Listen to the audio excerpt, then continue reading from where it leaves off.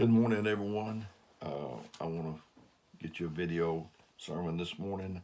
I'm going to be in Matthew 4:18 through 22, I think, in the King James Version of the Bible. And it says, And Jesus, walking by the Sea of Galilee, saw two brethren, Simon called Peter, and Andrew his brother, casting the net in the sea, for they were fishers. And he saith unto them, Follow me, and I will make you fishers of men. And they straightway left their nets and followed him. And going on thence, he saw other two brethren, James the son of Zebedee and John his brother, in a ship with Zebedee their father, mending nets. You have to mend your nets sometimes. Everything ain't always rejoicing. Mending their nets, and he called them. And immediately they left their ship and their father and followed him.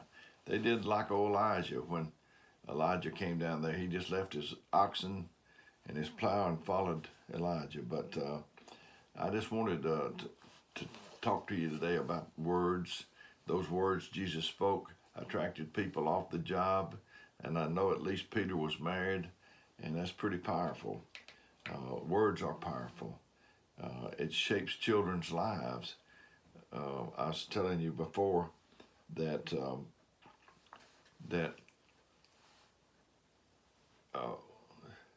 we tell children we want them to walk and talk.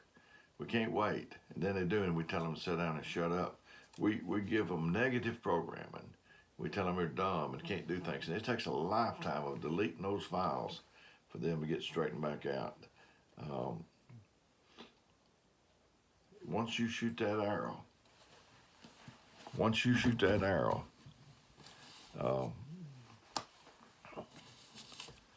it's not coming back to the bow. It's just not going to do it.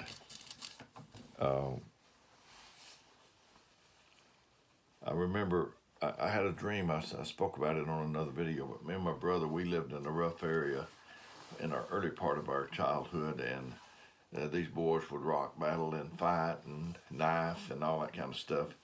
And so I had a dream one night, and in the dream, they'd throw hedge apples, rocks, or whatever. And in the dream I had, it was me and my brother. We was having a rock battle. You know how dreams are, but it was so real. And he was up on a hill, and I was down in a little hole down here, a few little shrubs in front of me. There was a barn in between me and him, and he was up on this hill. And he had the distinct advantage. And I worked all night long in this dream, from one bush to another.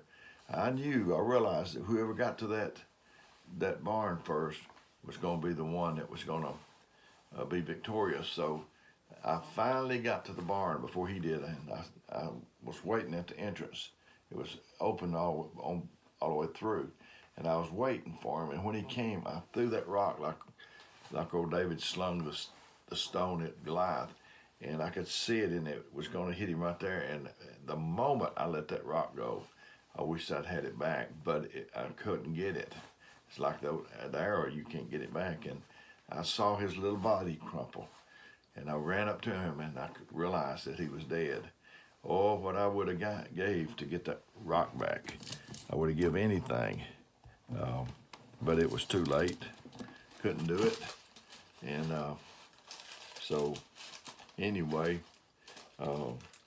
be sure that's what you want to do. Be sure you want to hurt somebody before you do, because you can't get the rock back. I've tried to speak life into my grandsons, my grandchildren. One of them, I would tell him, I said, you can do anything. So he had an interview, and I told you about it, but let me tell you about it again. And the man said, what sayings, what quotes, what advice through the years do you remember above all others? And he said, well, my papa told me I could do anything. And that man said, that's it? Papa said you could do anything? He said, yeah. Said he never forgot that. I've already told you about my Uncle Jack, my mother's brother, the influence he had over me, how good he was to me.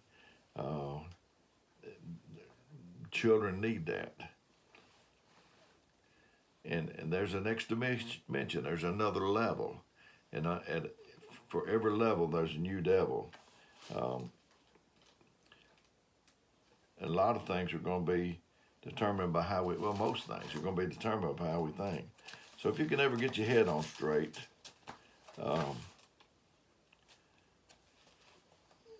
everything else will fall into place. Everything else will start to move and follow along. A lot of people not moving. They're just waiting on things to happen. And how can you move forward without goals? And you know, in the very beginning, in Genesis, when God made the world, it said he moved upon the water. God is not a statue. He is moving all the time. Success is intentional, I found. And you know it is. You always win. You always win on purpose and never accidentally. You don't get a college degree by accident. I don't know. I went down there and visited the library and they handed me a degree. You know, it don't work that way. I just been blessed with it. Bless God, I've just been blessed with it. I don't know how I got it. But it's intentional. And the poor little kids, I think about them. Some of them's going to bed hungry every night for food, no doubt. But there's more than ever that's going to, even the rich kids sometimes going to bed starving for some kind of love and affection, a kind word. Some kids, if they say anything to their parents, they may get backhanded across the room. And you know, we was talking about success being intentional. If you don't aim at it, you won't hit it. I don't know how I won the Olympics. I just stumbled across the line and they came out with this big old gold medal thing. You see, it doesn't happen that way. If you want to learn more about the Bible, if you want to build yourself up praying in the Holy Ghost, that's intentional, and you got to get with it. You got to be relentless. You got to be unstoppable. And so many people's doing things that their heart's not even in. That's a dangerous thing. I see people go to church, they just kind of going through the motions, you know. That's dangerous. They just wind up being a placeholder on the stage of life. I heard a man say he could play the piano a little bit until the real boys came. The reason a lot of people are not any better is because they don't throw themselves at it. They're not committed. It's going to give back to you on the level that you committed to it, I'll tell you that. It doesn't matter if it's a piano or a guitar or a Bible or whatever you're talking about. Same with friendship and love. It will give itself to you on the level that you gave. What is the next dimension for you? What's the next level for you? Or are you just survival? Is survival success? Is that what you're shooting for? Are you just collecting birthdays?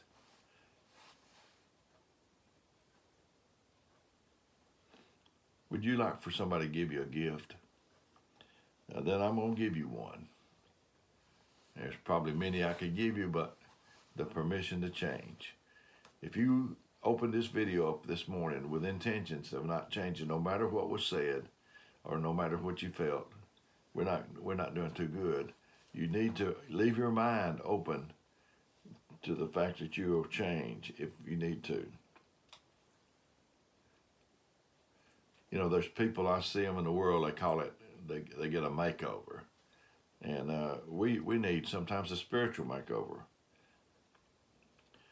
And I know God orders our steps. We've talked about that. But he doesn't determine your stride, how big a step you take. You get with it.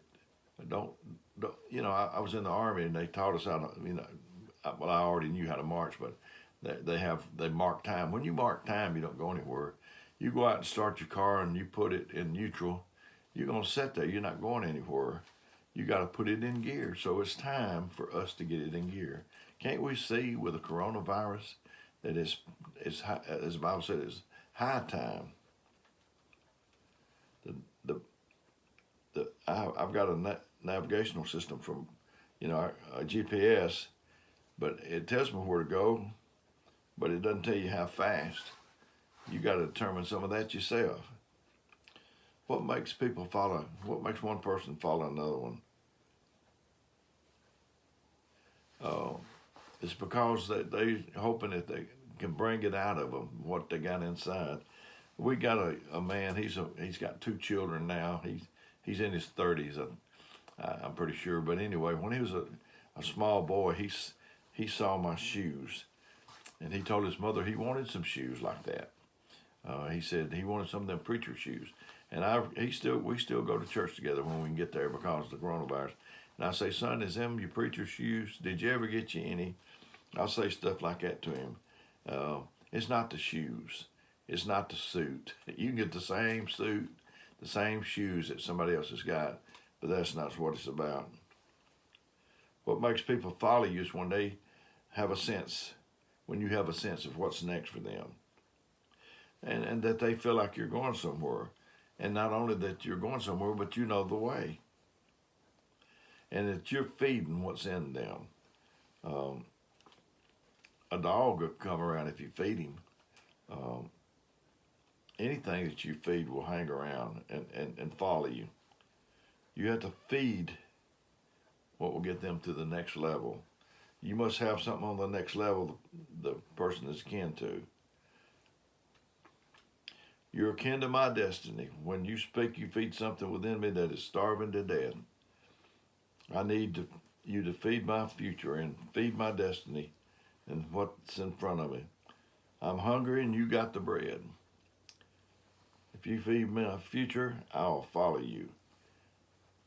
Everything I'm looking for is in front of me and nothing behind. Jesus, he knew how to work that combination within a man. He still does. It's kind of disturbing when a man realizes there's something inside of them, but he don't know the combination, the secret. He can't break in on it by his own.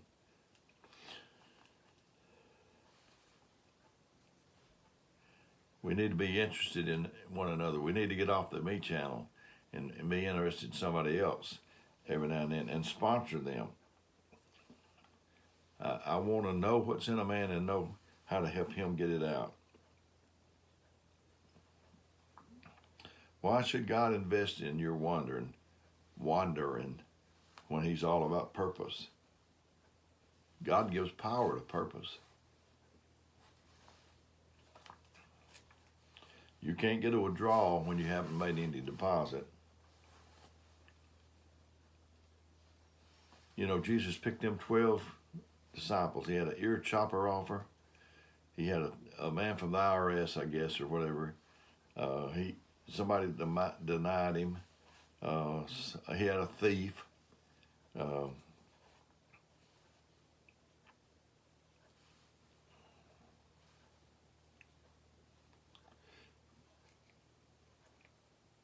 Oh, yeah. And you need a team that can function in your absence.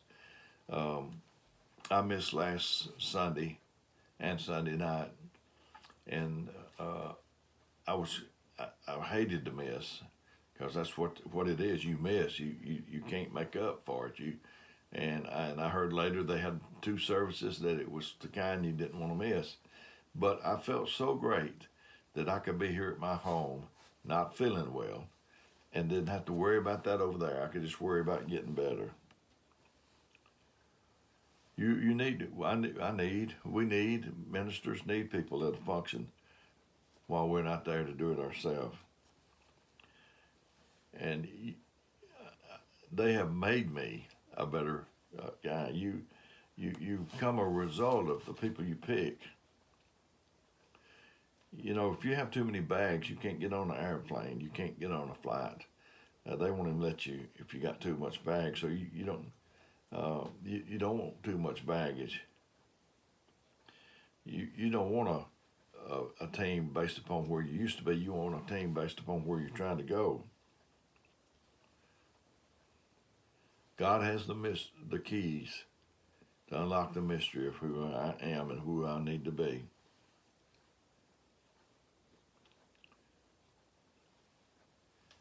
You're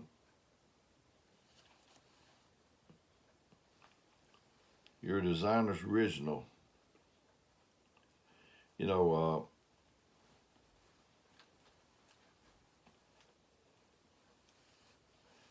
my job as a leader is put you in a position to be the highest that you can be in the most capable position. And you need patience with people. that other people don't have patience with. If you got that, then you may be helping somebody. You know, drug dealers, they understand. They buy drugs wholesale and sell them retail.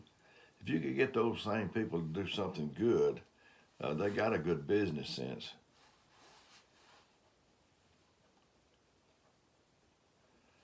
Exposure is one of the gateways to greatness. You have to be exposed to it. I've tried to hang around with people that had what I wanted, and just hoping that I'd get some of it. You either grow or you go. It's just like that. Jesus said, "Follow me and I'll make you fisher of men. Follow me and I'll unlock what's inside of you."